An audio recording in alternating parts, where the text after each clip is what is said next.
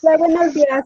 Soy Acevedo Ramírez y este día estamos aquí en un día un poco inusual porque generalmente no transmitimos los lunes, pero hoy queremos conmemorar una fecha que para nosotros es muy importante, que es el Día de los Biólogos. Entonces, durante esta jornada presentarán varios biólogos un tema sobre el que se han dedicado durante parte de su vida. Todos los temas son bastante interesantes, entonces pues los invitamos a que nos acompañen, a que hagan preguntas, a que participen. Entonces, muchísimas gracias. Y pues para iniciar, tenemos el gusto de que el biólogo Rafael Serrano, ustedes disculpen, tenemos muchos perritos por aquí, que bueno, pues nos comparta un poco sobre todos los conocimientos que él posee. Entonces, Rafa, sin más de mi parte, ¿nos puedes compartir quién eres y a qué te dedicas y entrar de lleno con tu tema? Sí, claro, muchas gracias, Perla. Muchas gracias a todos los amigos de Biociencia por esta invitación. Y bueno, pues yo soy Rafael Serrano, yo soy biólogo egresado de la UNAM, de la Facultad de Ciencias, pero también tengo una maestría en estudios mesoamericanos. Me dedico a un tema que pues ahorita les voy a compartir, una de las investigaciones que he hecho a lo largo de varios años, a la etnobiología. Esta área, pues, es un área, una disciplina que conjuga los conocimientos biológicos con los conocimientos antropológicos o culturales que tienen los diferentes grupos humanos, y pues eso es nuestro objeto de estudio. Entonces, bueno, pues para este día yo tengo una presentación que quisiera compartirles. Entonces, déjenme, eh, les voy a compartir mi pantalla. Y bueno, pues como les decía, el día de hoy voy a hablarles acerca de los animales en la medicina tradicional en México. Y bueno, yo también me hago llamar Escacuautli, que es mi nombre en náhuatl. Y bueno, pues hoy, como les decía, vamos a platicar sobre los animales en la medicina tradicional de México desde la perspectiva etnobiológica, ¿no? Entonces, una de las cosas es que, pues, la etnobiología, como ya les comentaba, pues, abarca estas dos grandes áreas del conocimiento, ¿no? El conocimiento biológico, que pues en México debemos de estar muy orgullosos y sentirnos muy afortunados porque pues estamos entre los 10 países con mayor diversidad en el mundo. Esto gracias a una gran diversidad genética que se tiene en las poblaciones que habitan en México, lo que ocasiona que también tengamos una alta concentración de especies y particularmente muchas especies endémicas, las cuales solo se distribuyen en nuestro territorio, y esto pues también genera que tengamos una alta diversidad de paisajes y de ecosistemas. Prácticamente incluso hay algunos que solo existen aquí en México, ¿no? Y prácticamente tenemos casi todos los ecosistemas que existen en el mundo.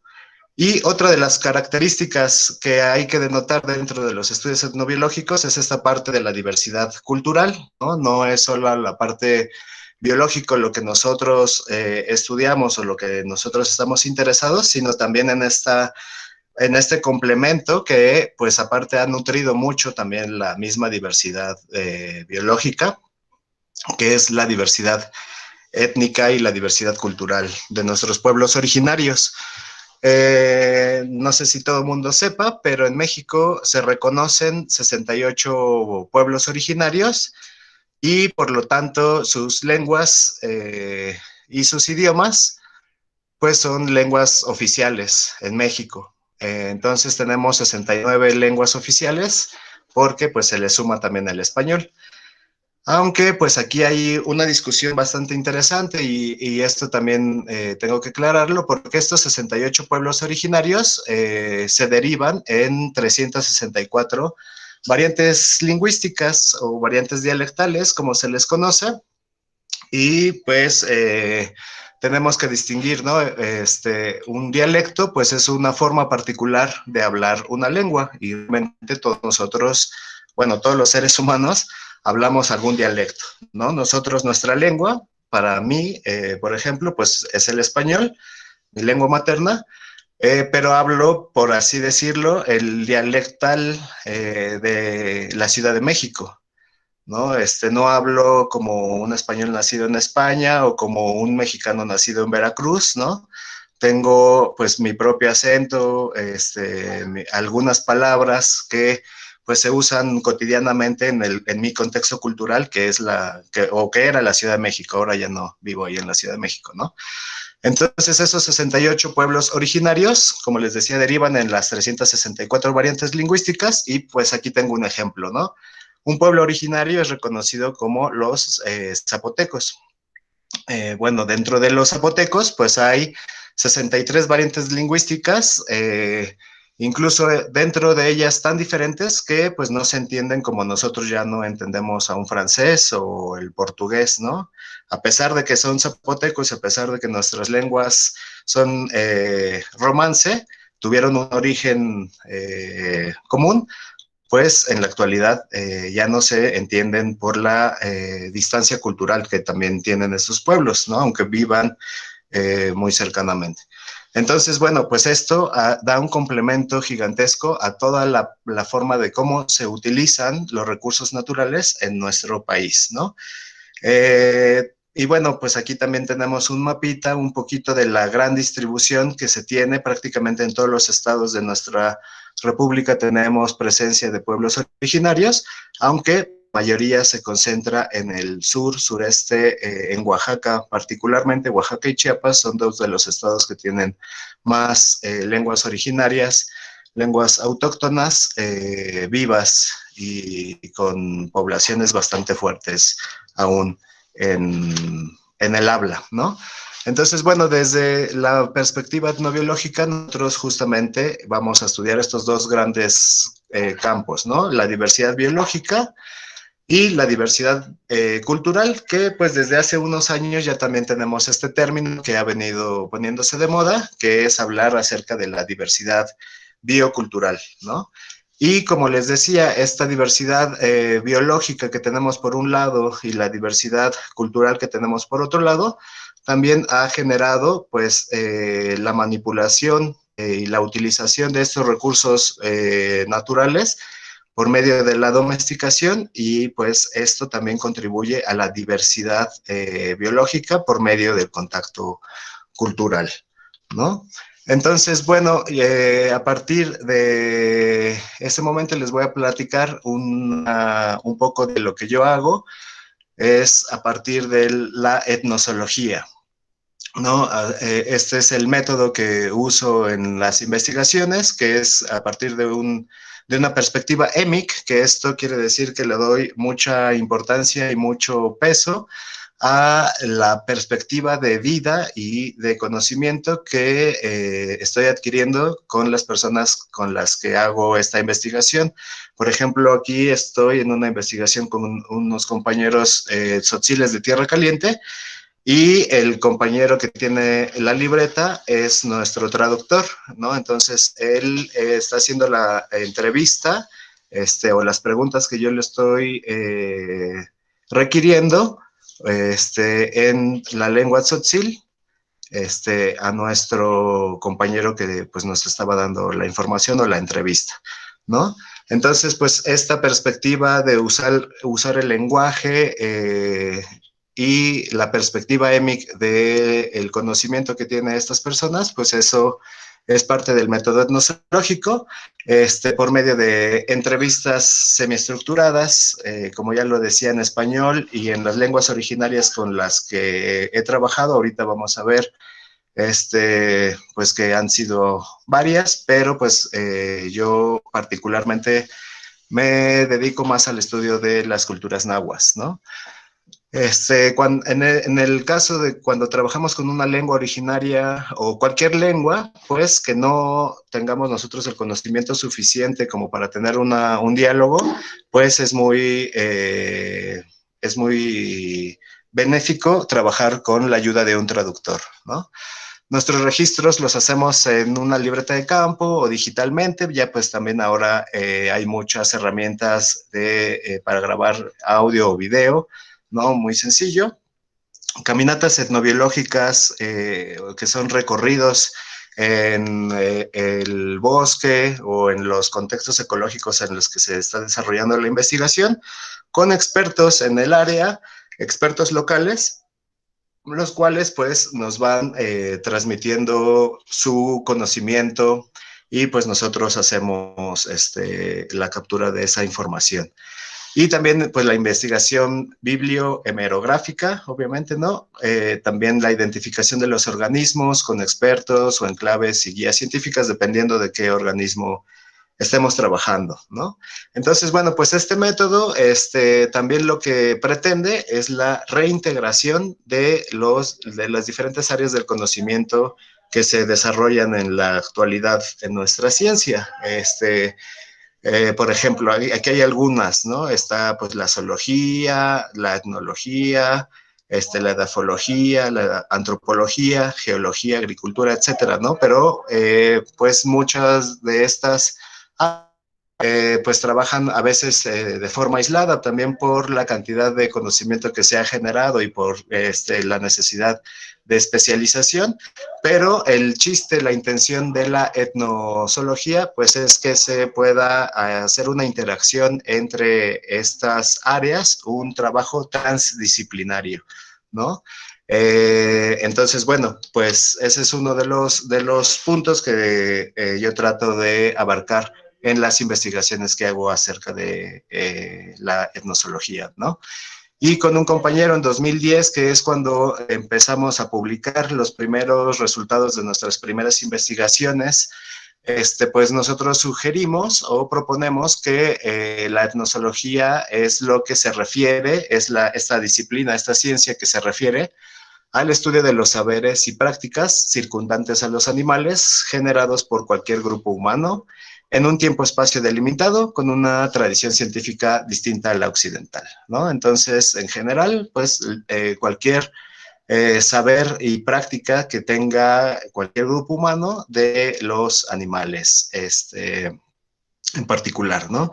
Y bueno, aquí estamos, por ejemplo, en esta foto, es una ilustración de los recorridos etnobiológicos. Aquí vamos con un profesor de lengua náhuatl visitando el bosque de Milpalta en la Ciudad de México, y pues él nos iba hablando en náhuatl, por ejemplo, de los usos de los árboles, de cómo se denomina el suelo, de cómo se le llama a las plantas, para qué sirven, etcétera, ¿no? Entonces esto es una técnica que nosotros empleamos mucho, si hay acceso a este tipo de espacios, ¿no?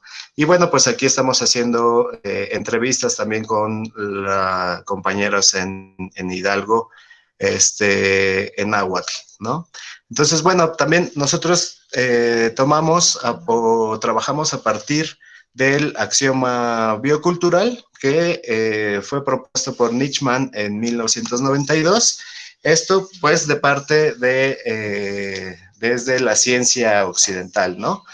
Donde trata de reducir la distancia entre la cultura y la naturaleza, y él dice, pues, que la diversidad biológica y cultural son mutuamente dependientes y geográficamente coexistentes, ¿no? Entonces, bueno, pues esto es lo que trata pues también de estudiar la biología, ¿no?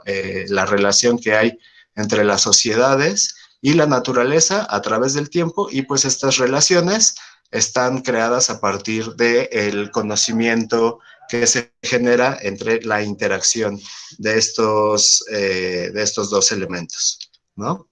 Entonces, bueno, pues ya adentrándome un poco más a uno de los temas que a mí me gusta trabajar, que es la medicina tradicional y particularmente los animales en la medicina tradicional, Pues empecé aproximadamente en 2009 a involucrarme en este tema, y esto casualmente porque pues en un transporte en la Ciudad de México se subió un vendedor de cremas que tenían aceite de coyote, aceite de algunos otros animales, veneno de alacrán, veneno de abeja, etcétera, contra dolores musculares. Y pues me llamó la atención, y de ahí empecé a buscar qué había de investigación sobre los animales y en la medicina tradicional, y lamentablemente en esa época no había nada. Entonces por eso, o había muy poco, realmente no es que no hubiera nada, no había para esa fecha aproximadamente como unos 3 o 4 artículos publicados acerca de este tema en particular, ¿no? Había muchos más reportes de animales, pero en artículos que se dedicaban al estudio de las plantas. Bueno, entonces empecé a trabajar con esta parte de qué es también, qué se entendía como medicina tradicional, y pues me encontré que teóricos como el doctor Carlos Sola, que pues en paz descanse, ya se nos adelantó también este gran maestro, tenía esta trabajo, ¿no? Que en México, pues ahí está la medicina doméstica o la medicina casera, la medicina tradicional como tal y la medicina académica o alopática, y que en estas tres funcionaban en menor o mayor medida actualmente, incluso hasta en las ciudades. Y yo creo que, pues, sí, tiene razón. Y bueno, para la Organización Mundial de la Salud, la medicina tradicional es todo el conjunto de conocimientos, aptitudes y prácticas basadas en teorías, creencias y experiencias indígenas de las diferentes culturas, sean no explicadas para la ciencia, ¿no? Ahí le hace falta esta definición, usados para el mantenimiento de la salud, así como la prevención, el diagnóstico, la mejora o el tratamiento de enfermedades físicas y mentales, ¿no? Entonces, bueno, hay un reconocimiento internacional de este tipo de medicinas en las culturas y las sociedades, ¿no? Entonces, ¿por qué hay una diferencia entre la medicina tradicional y la medicina occidental? Porque la medicina tradicional, por ejemplo, reconoce y cura, aparte de diferentes afecciones biológicas, estas afecciones que se han denominado síndromes de filiación cultural, aunque esa terminología yo las diferencio más bien como enfermedades energéticas, y esto es porque trabajando con una curandera en Tlacotenco, pues así ella prefería llamarles, y pues yo retomé esa clasificación, ¿no? Que seguramente muchos hemos escuchado acerca del aire o del desamor, de la brujería o del ojo, del viento, ¿no? De la frialdad o el clásico empacho, ¿no? Que pues para empacharse pues uno debe de ser mexicano, ¿no? Los gringos o cualquier otra cultura no tienen esta enfermedad asociada a la alimentación, ¿no? Pero pues la medicina tradicional mexicana la reconoce como una enfermedad y tiene tratamientos para recuperar la salud, ¿no? Entonces, como ya les comentaba anteriormente, pues los animales en la medicina pues siguen presentes, aunque ustedes no lo crean, o seguramente muchos de ustedes los han usado veladamente, ¿no? O a veces perdemos la, el origen de de algunos remedios, y pues vamos a ver que pues regularmente también son de origen animal. Entonces, y bueno, voy a abarcar estas dos grandes áreas, ¿no? La parte de la medicina tradicional y la parte de la medicina occidental a partir de el uso de los animales, ¿no? Y bueno, yo quiero retomar esta frase que les dijeron a algunos alumnos con los que estuvimos trabajando, sobre que todos los animales del monte curan algo. Todavía no sabemos qué, ¿no? ¿Qué curan? Porque todos son sagrados, no son caseros, comen plantas del monte que también son curativas, ¿no? Entonces, pues yo creo que esta frase sí resume mucho del conocimiento y del uso de los animales también en zonas rurales, ¿no? Donde tienen una interacción a veces más directa porque pues siguen existiendo los animales, ¿no? Entonces, para hacer esta investigación, afortunadamente también en México tenemos una larga historia cultural donde pues podemos echar mano de esos conocimientos previamente ya establecidos. En nuestro caso, pues tenemos estos documentos que se llaman los códices, ¿no? Los códices, pues son documentos que se hicieron en el siglo XVI, en el año de 1500, a 1600, particularmente durante y posteriormente a la conquista de México Tenochtitlan. Y, por ejemplo, este códice que se conocía como, o bueno, más bien se conoce como el Códice Cruzvadiano, su nombre en latín, Libellus de Medicinabilis Indurum Herbis, es un manuscrito de 1552, ¿no? Que tiene también unas ilustraciones muy bonitas y que lleva, por eso se llama así Cruzvadiano, porque fue confeccionado por dos autores, Martín de la Cruz, que era un médico indígena xochimilca, y Juan Badiano, que también era un profesor que trabajaba en el colegio de la Santa Cruz de Tlatelolco. Y bueno, códice fue hecho en el Colegio de la Santa Cruz de Tlatelolco y después fue enviado al Vaticano. En este transporte se sabe que se quemó el manuscrito en náhuatl, pero se conservó esta traducción al latín y fue regresada a México por el Papa Juan Pablo II, entonces está ya en el Archivo General de la Nación, aquí en México, ¿no? Y bueno, es un códice sumamente bonito y sumamente importante, muy estudiado, por ejemplo, por los botánicos y los etnobotánicos en México. Se han reportado arriba de 3,000 especies diferentes de plantas, particularmente medicinales, ¿no? Y pues viene con estas bonitas ilustraciones. Acá arriba vienen con los nombres de las plantas en náhuatl. Aquí dice Papaloquilitl, ¿no? O el papaloquelite, que nosotros conocemos en la Ciudad de México, muy usado en las taquerías. Y aquí vienen pues las recetas médicas que se usaban en latín, ¿no? Y cómo se usaban estas plantas para diferentes enfermedades, ¿no? Entonces, pues yo quise echarle una leída porque sabía de la importancia de este códice a nivel botánico y pues me encontré una gran sorpresa porque pues los animales, aunque no es un códice que esté enfocado a animales, están presentes afortunadamente, ¿no? Entonces, en esta curación que nos dice donde cuando a uno se infesta de piojos, ¿no? Bueno, para evitar, por ejemplo, que tenga uno piojos, se usa el cuerno de venado, ¿no? En caso de que ya sea uno, haya sido parasitado por los piojos, pues ya se tiene que usar otra receta, que es la grasa del pato, una cabeza de ratón hecha cenizas, pajas tomadas de un nido de golondrina, ¿no? Aquí vamos a ver también más adelante que no solo los animales, sino algunos derivados de los animales como nidos, ¿no? O como algunas piedras que las aves, por ejemplo, se comen y dejan en el buche, o algunas piedras que algunos otros animales también generan dentro de su organismo, pues son utilizadas dentro de la medicina tradicional, ¿no?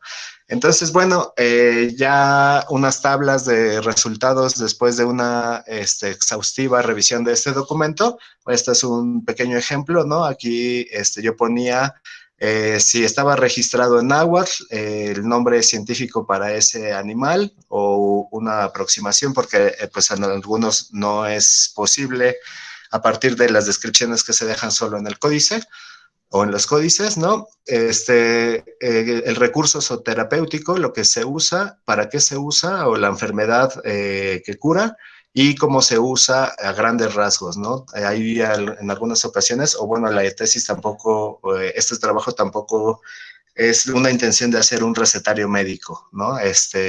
Entonces, por ejemplo, pues aquí Acatzanatl, ¿no? Que ahora conocido como zanate, quisca los mexicanos, pues se usaban las piedrecillas que tenían el buche para curar una fiebre que provoca orina blanca y estómago comprimido, y se bebía en una mezcla caliente con otras plantas que pues aquí no tiene razón de mencionarlas, ¿no? Entonces, bueno, pues en este códice me lo puse a estudiar y encontré que había reporte de 58 animales diferentes, la mayoría de ellos aves y después mamíferos, pero una gran representación de la diversidad animal de México. Estaban presentes como animales que se usan en procesos de curación, ¿no? En la medicina tradicional, o que se usaban en la medicina tradicional poco después de la conquista, ¿no? Entonces, bueno, también otro de los códices que yo estudié fue el Códice Florentino, que la parte en español se ha publicado con el nombre de la Historia General de las Cosas de la Nueva España. Estos son dos libros diferentes, ¿no? La Historia General de las Cosas de la Nueva España es solo la parte de español que tiene el Códice Florentino. El Códice Florentino, aparte de estos textos en español que están recopilados en este libro, pues trae textos en náhuatl y dibujos, ¿no? Que pues lamentablemente en este libro no se recuperan. Este fue escrito por un fraile franciscano que fue Bernardino de Sahagún, que pues se sabe que lo empezó a escribir desde su llegada en 1529 a México, ¿no? O a la Nueva España en esa época. Y bueno, aquí lamentablemente mucha de la información todavía sigue oculta, por así decirlo, ¿no? Velada, porque pues está en náhuatl y no hay una traducción hasta la fecha de este tan importante códice, tan importante documento, a pesar de que se ha estudiado, es uno de los códices más estudiados, ¿no? A lo mejor unos 40 años o más de estudios al respecto sobre este documento, y pues no hay una traducción completa al español, ¿no? Y pues está complicado hacer la traducción. Yo intenté también sacar algunas definiciones de aquí, pero el trabajo de paleografía y el trabajo de traducción que hay que hacer, pues es ya una investigación muy amplia. Entonces, pero pues cosas bien interesantes como pues esta arañita, ¿no? Llamada en náhuatl Tecuanitocatl, que literalmente es la araña come gente, ¿no? Que es la capulina. Y pues toda la información de cómo se usa en la parte medicinal viene solo en náhuatl, ¿no? Eso es lo importante también de este códice, que pues lamentablemente, como les decía, no está traducido, pero viene información muy interesante. Esta es una ilustración de un tlacuache, que pues reconozco que esta es bastante mala la ilustración, pero la descripción que nos dicen desde esa época, ¿no? Ese animal se usaba en la medicina tradicional y menciona que saca cualquier cosa que se haya metido en la carne o en el hueso, ¿no? En otra parte del códice menciona que era usado en el campo de batalla, inclusive para ayudar a la extracción de las flechas en las guerras floridas, ¿no? Saca poniéndolo muchas veces, y las mujeres que tienen mal parto bebiendo un poco de la cola de este animal, y bueno, está escrito de esta manera porque así se escribía en el siglo XVI el español, ¿no? Paren luego, los que tienen cerrada la cámara, que no pueden bien purgar, viviendo en un poco de la cola molida, purgan luego, porque abre y limpia los poros. Los que tienen tos, viviendo lo mismo, sanan, ¿no?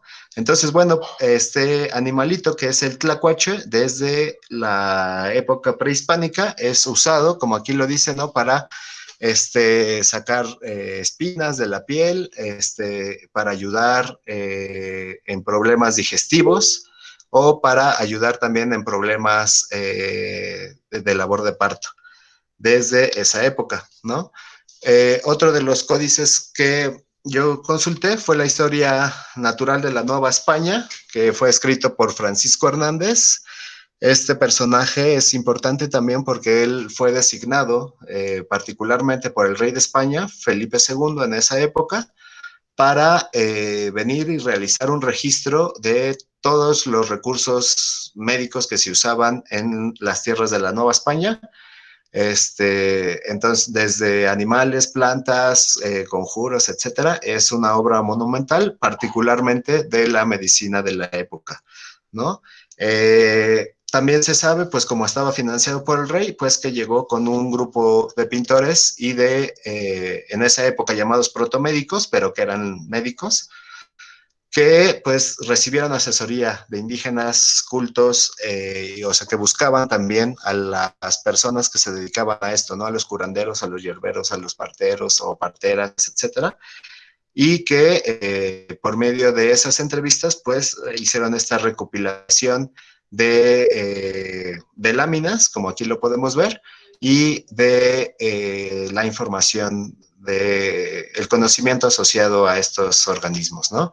Entonces, por ejemplo, cuando habla del ayotochtli, que es el armadillo, pues dice que la concha molida es tomada y se usa contra el mal gálico, provocando sudor. Y pues aquí veíamos que los dibujantes, cuando tenían contacto directo con los animales o cuando la descripción era bastante buena, pues lograban ilustraciones como estas, ¿no? Pero hay veces que pues se da uno cuenta que el ilustrador no tuvo contacto directo con el animal y que pues la descripción no era como tan allegada, ¿no? Aquí en esta imagen podemos ver la proyección del ilustrador de lo que era un ajolote, ¿no?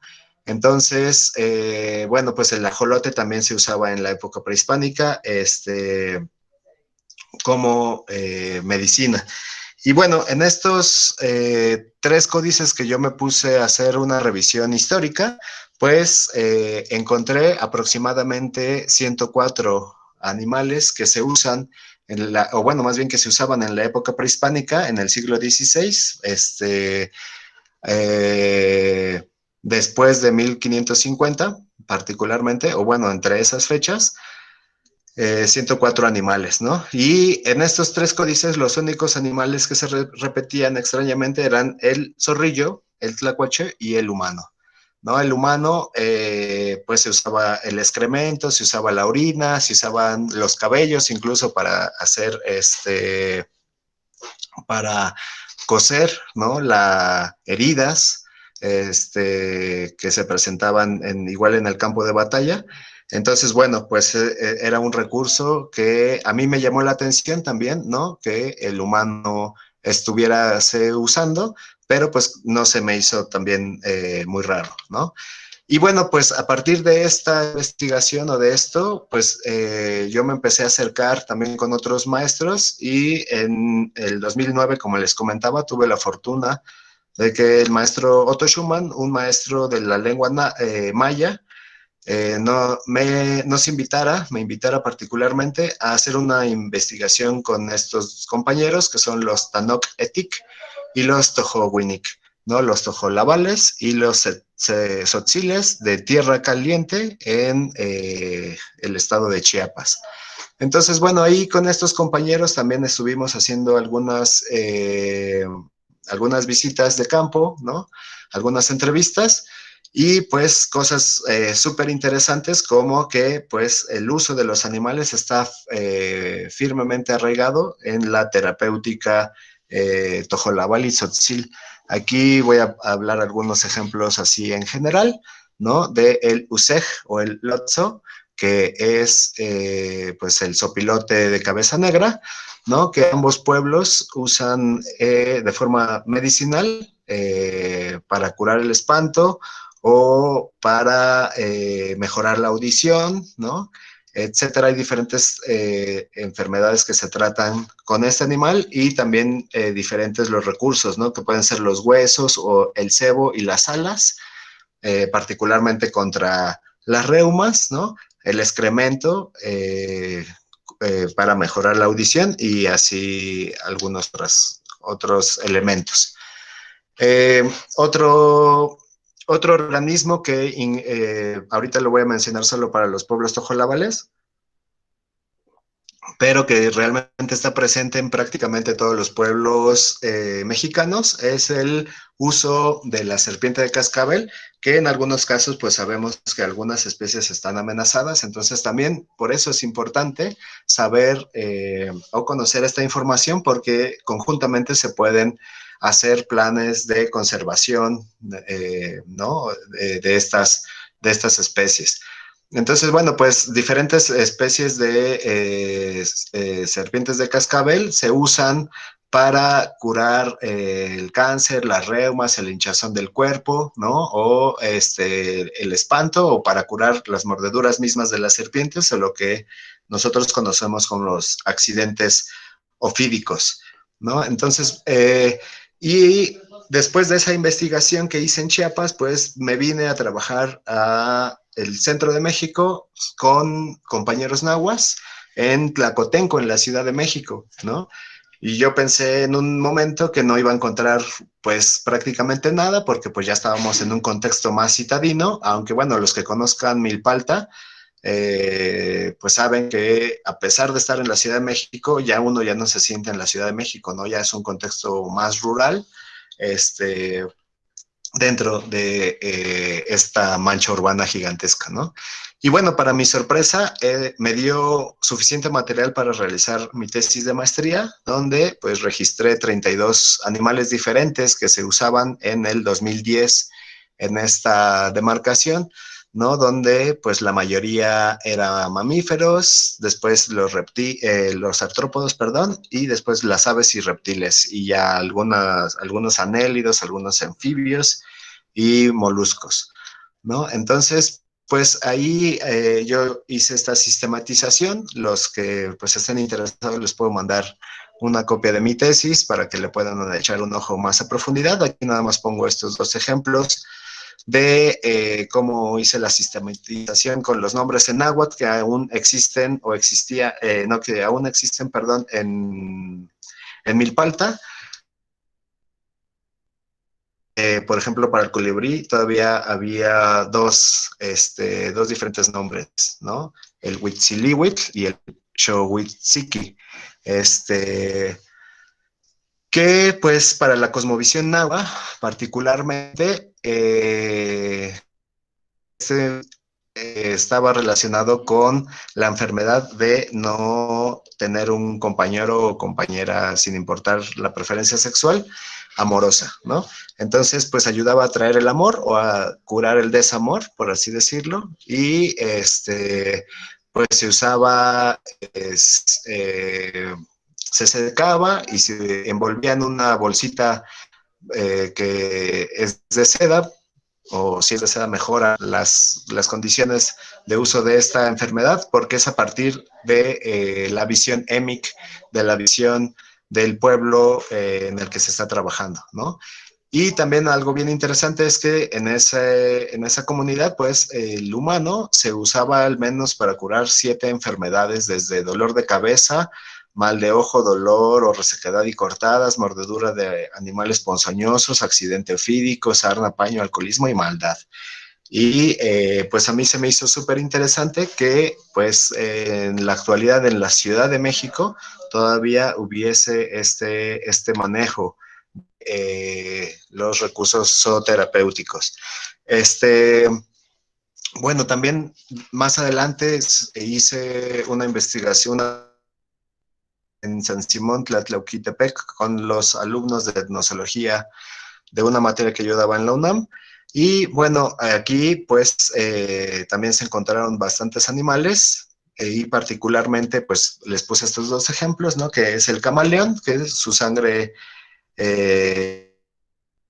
y molida alivia la tosferina.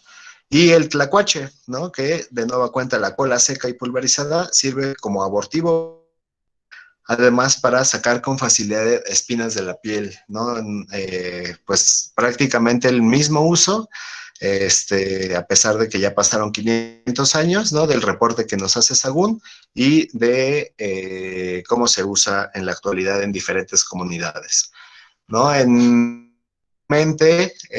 También en otra investigación que se hizo ahora en San Miguel Sinacapan y en Cuetzalan del Progreso, en el estado de Puebla, pues ahí encontramos que el tlacuache se usaba para todo esto, ¿no? Estas 6 partes, la carne, el organismo completo, solo la piel, la cola de las manos y la sangre, pues se usaban para todas estas enfermedades en diferentes formas de aplicación, ¿no? Entonces, pues seguimos encontrando que es un conocimiento constante que está disperso en prácticamente la mayoría de los pueblos indígenas o los pueblos autóctonos en México, ¿no? En Cuetzalan también pues se trabajó ahí con el náhuatl de la región, que es muy parecido al náhuatl del centro, pero que sí tiene sus diferencias ahí etimológicas. Y bueno, pues aquí también algunos animales que para nosotros o para la gran mayoría nos causarían repugnancia, como es la cucaracha, ¿no? Pero en parte de Veracruz, en parte de Puebla y en algunos otros lugares, aquí en México se usa, y no solo aquí en México, también eso está súper interesante. En 2012 tuve la oportunidad de estar haciendo una estancia de investigación en Brasil, y en Brasil también es ampliamente utilizada la cucaracha, particularmente para enfermedades respiratorias o que están asociadas a las vías respiratorias, ¿no? Y en Cuetzalan pues se usa asada para curar la tos también. En otro estado, que es ahora el caso de Hidalgo, en estos 3 pueblos también estuvimos trabajando, y encontramos pues que también hay una interacción entre medicinas tradicionales y organismos llegados de otras regiones, ¿no? Como a lo mejor muchos pueden saber que la abeja, la Apis mellifera, pues llegó también con el contacto con los españoles, se ha integrado en las diferentes medicinas tradicionales, ¿no? Por ejemplo, se usa también en la medicina tradicional china, y pues se ha integrado en la medicina tradicional mexicana, donde pues se usa contra dolores reumáticos o dolores musculares. El organismo vivo, ¿no? Se hace que clave su aguijón, y el veneno es lo que ataca dolores.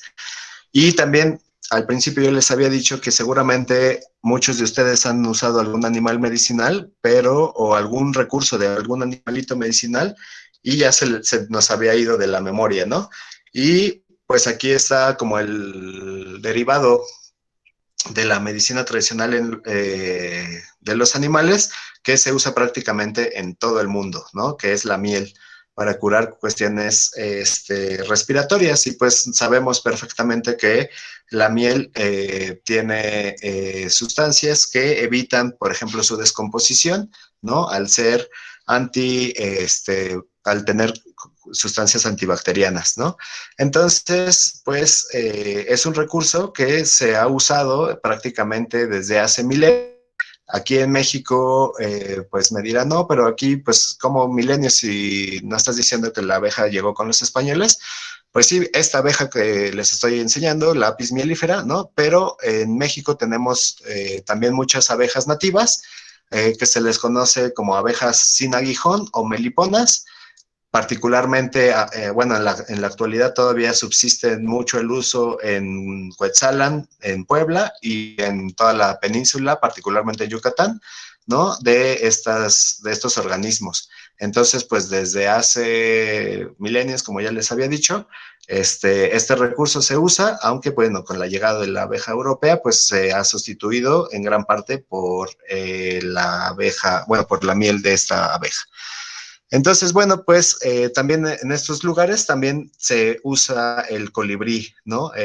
Aquí para las personas que se privan o que tienen espasmos en la respiración, ¿no? Se come el corazón fresco, o se pone en un vaso con agua para posteriormente tomarlo como agua de tiempo, ¿no? El nido también se utiliza de la misma manera, y es más recomendable que la persona es la que case su propio colibrí para su propio tratamiento. Después tuve la fortuna de estar trabajando en Tomatlán, en Jalisco, que es la costa alegre de este estado. Y bueno, pues aquí también estuve trabajando con los alumnos de la VBJ y pues también salió el tlacuache, ¿no? El tlacuache contra los granos de la piel para purificar la sangre y para tener hijos, pero pues también salen cosas bien interesantes que en un principio les comenté, ¿no? Cada uno también de los grupos humanos está adaptado a los ecosistemas en los que está habitando, entonces pues es obvio que usen los recursos que tienen a su alcance. Ahora, bueno, ya también hay una discusión porque pues las tortugas que llegan a desovar a México prácticamente todas están en alguna situación de riesgo y está prohibido su consumo. Pero pues tampoco estas prohibiciones tampoco han tomado en cuenta la larga tradición de estos pueblos, de la subsistencia que tienen a través de estos recursos, ¿no?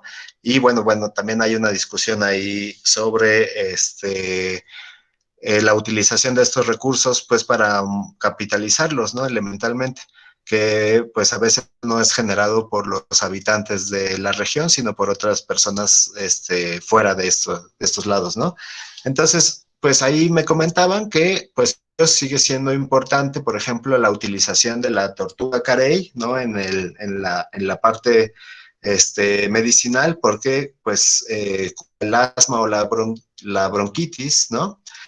Entonces, o el tiburón blanco, que también se usa los hígados, pues como vitamínico, ¿no? Que incluso pues eso ha permeado hasta la medicina occidental y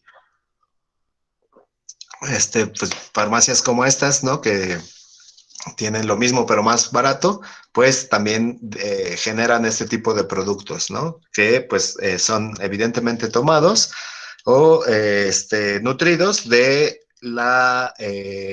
uso tradicional de estos recursos en las zonas donde pues se distribuyen estos organismos, ¿no? Después, pues afortunadamente, ahora he estado en Oaxaca, donde pues también hay una gran diversidad, como ya lo habíamos mencionado, de conocimientos sobre estos recursos. Y bueno, pues nuevamente encontramos al tlacuache, ¿no? Lo utilizan para las personas que sean más resistentes y para el control de la diabetes particularmente. O el perro que se lava la nariz del perro y la persona que se tiene que tomar el agua para así fortalecer su estómago y que nada le caiga mal, ¿no? Entonces, bueno, esto también, ¿no? No solo son animales de compañía o que están realizando otra función dentro de la cultura de los grupos humanos, sino que pues a veces son polifacéticos, ¿no? Y no solo se usa para comer, sino también se usa en las artesanías y también se usa como animal de compañía y también se usa como medicina para ciertas cosas, ¿no? Entonces, pues también eso es las variantes que regularmente también suelen darse en estos contextos de los pueblos originarios, de lo multifacético que puede llegar a ser un recurso. Y bueno, para ir acabando, en Tlacolula, que es una ciudad también un pueblo un poco más grande, porque es muy comercial, es un enclave comercial desde hace muchos años, muy importante. Esta comunidad, pues también se sigue usando el tlacuache para sacar espinas o cuando uno se lastima o se fractura, se pone la grasita y se amarra, ¿no? Esta grasita que viene por dentro de la piel. Para conservarla se puede meter en un frasco con maíz y para sacar la grasita y solita sale la espina, ¿no? Y esto pues no ha sido muy estudiado en la parte química por la ciencia, pero hay dos trabajos de los años 90 aproximadamente de médicos que empezaron a ver que la cola del tlacuache particularmente tiene altas concentraciones de oxiticina, ¿no? Y la oxitocina actualmente en el área médica, pues tiene estas dos indicaciones terapéuticas que se usa la oxitocina para la inducción del parto por razones clínicas, ¿no? Y también controla la hemorragia posparto. Eso es lo único que se ha avanzado como en la parte química molecular sobre el estudio del tlacuache y la cola del tlacuache, pero pues hay coincidencias enormes, ¿no? En las indicaciones terapéuticas de la oxitocina y pues en el uso de este recurso que se sabe que tiene grandes concentraciones de este elemento, ¿no? Entonces, bueno, pues hace prácticamente 10 años también un par de autores brasileños hicieron una recopilación de todo el conocimiento que se había generado hasta esa fecha, particularmente en Brasil y en toda Latinoamérica, pero les digo que en esas épocas había pocos trabajos en México. Entonces, ahorita estaría interesante hacer de nueva cuenta esta recopilación para ver si cómo ha cambiado este número. Pero para 2011, solo en la bibliografía se encontraban 584 especies de animales que se usaban en las medicinas alternativas o tradicionales o introducidas, como ya les había comentado, ¿no? De los pueblos en Latinoamérica, ¿no? Y esto, pues, es bastante importante porque nosotros nos podemos dar cuenta de, pues, por un lado, de algo que es bastante obvio en la mayoría de los países latinoamericanos, ¿no? De la falta de la infraestructura, del sistema de salud, ¿no? En estos pueblos, en estos países, ¿no? Pero que, pues ahí hay un recurso también que la gente usa, ¿no? Conoce, y aprovecha para conservar la salud sin importar la intervención del Estado o la intervención de la medicina occidental, ¿no? Y pues estas cosas han sido tan efectivas que 500 años después, por ejemplo, se siguen utilizando bajo los contextos también, tenemos que tomarlo en cuenta, culturales, particularmente hablando en algunas regiones, ¿no? Entonces, bueno, pues nosotros vemos que los saberes y las prácticas de los pueblos originarios incluyen ampliamente los conocimientos faunísticos que se han generado en algunas ocasiones desde épocas prehispánicas, y que hay evidencia de ella incluso a veces que pueden retomarse hasta milenios, ¿no? En las pinturas rupestres o en algunas otras evidencias arqueológicas. Por lo que advertir dichos aspectos contribuye a evidenciar una profunda observación de los animales, pero diferente, pero igualmente válido en el conocimiento científico, ¿no? Entonces, esto también es importante, por ejemplo, en la actualidad, en este estado de pandemia, pues echar de mano de todos los conocimientos que se han generado a través de el tiempo y en los diferentes espacios culturales para hacer frente a los retos que tenemos como civilización, ¿no? Y como culturas. Pues los animales siguen jugando un papel relevante para los pueblos y los barrios originarios, ¿no? También, aunque pensemos en el contexto de la ciudad, a pesar de que este conocimiento haya sido ya demasiado erosionado, demasiado transformado, sigue presente en estos espacios, ¿no? Y pues refleja el conocimiento que se tiene de ellos y en su utilización en todos los aspectos culturales de los diferentes grupos humanos que hay en México, ¿no? Y bueno, para acabar y cerrar, pues también quiero agradecer a todas las personas, a todas las curanderas, curanderos, rezadores, parteras, y estudiantes que me han acompañado, particularmente a los estudiantes de la Facultad de Ciencias en la UNAM y a los estudiantes de la VBJ en Tomatlán y en Tlacolula, que pues también han contribuido y han nutrido este trabajo, ¿no? Desde la parte biológica y cultural. Y bueno, pues espero que la plática les haya gustado. No sé si se tenga alguna duda o comentario. De todos modos, les dejo mi correo por si alguien quiere estar en contacto conmigo. Es tesca con z-i-k @cienciasunam.mx, y pues yo les agradezco su atención y su invitación a participar en esta plática. Muchas gracias. Muchísimas gracias. Rafa, bueno, pues muchas felicidades por este día y muchísimas felicidades por todo el trabajo que has hecho. Creo que en pocas ocasiones es conocido el conocimiento, ahora sí que es redundante, pero el conocimiento tradicional de los pueblos originarios, y en muchas ocasiones ni siquiera se sabe que los animales han sido empleados para la medicina tradicional, y muchas veces creo que se demerita demasiado el conocimiento de los pueblos indígenas. Creo que sí es muy importante que se hagan estas investigaciones sistemáticas y científicas como las que nos estás mostrando, como las que has realizado, y que permiten que sea rescatado todo ese conocimiento tradicional. Por aquí unos niños que son los biociencitos que nos acompañan me preguntaban al inicio qué es la zoología, pero ya con lo que fuiste platicando, pues creo que comprendieron qué es la zoología y les pareció muy impresionante que se usaran a los animales en ese sentido. Exactamente, que es el estudio de los animales, me dicen, empleado para medicinas.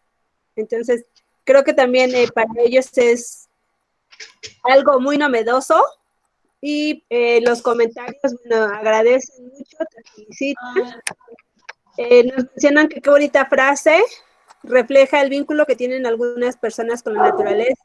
Ojalá cada vez más personas logren esta conexión.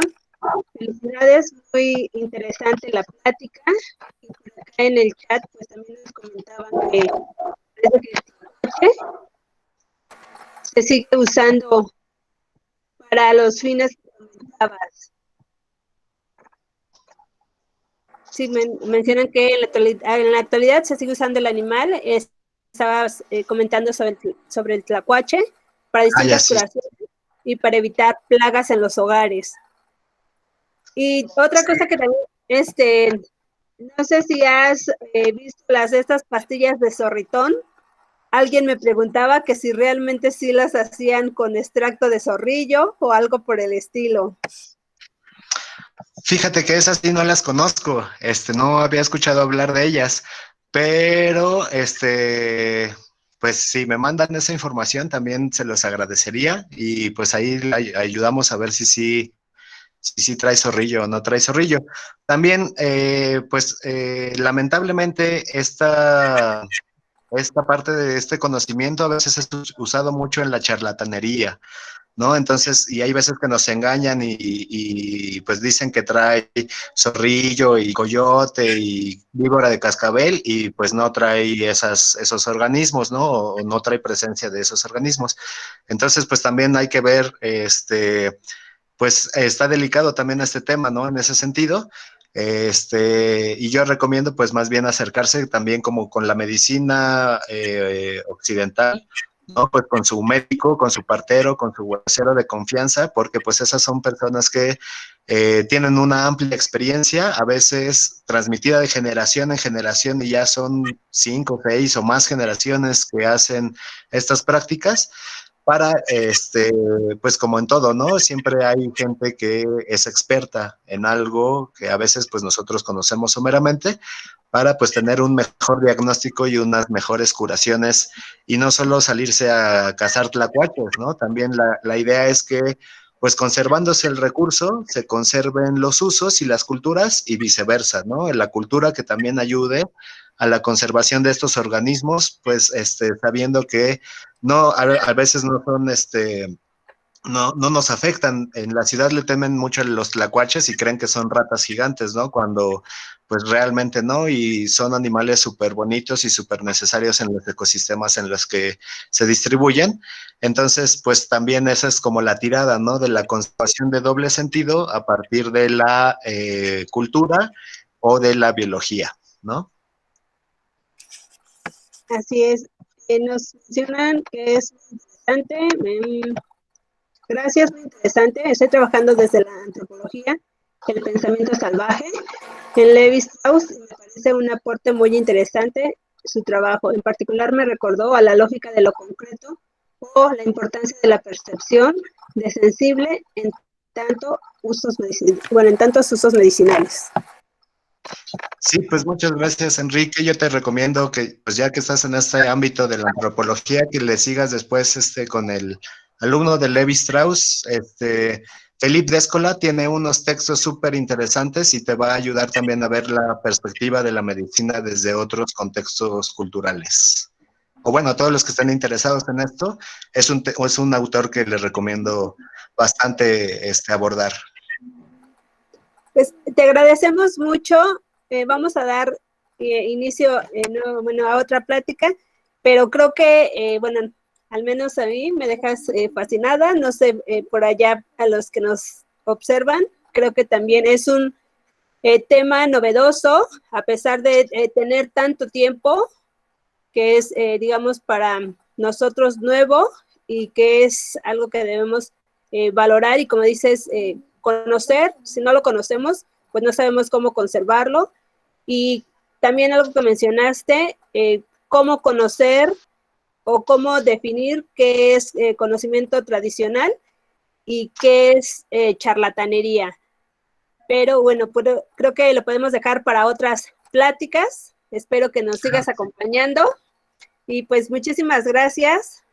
Te enviaremos tu constancia de participación. Y bueno, pues un fuerte abrazo. Muchas felicidades. Abrazos, aplausos. Desde aquí te mandan muchos aplausos. Muchas gracias y gracias a ustedes por la invitación y por el espacio para poder compartir. Y bueno, pues nos vemos pronto. Espero que podamos hacer una colaboración más adelante. Muchas gracias. Muchas gracias. Hasta luego. Hasta luego. Gracias a todos y a todas por su atención. Gracias. Vamos a cortar un momento la grabación para que no se haga tan pesada y reiniciamos con Berenit, que ya está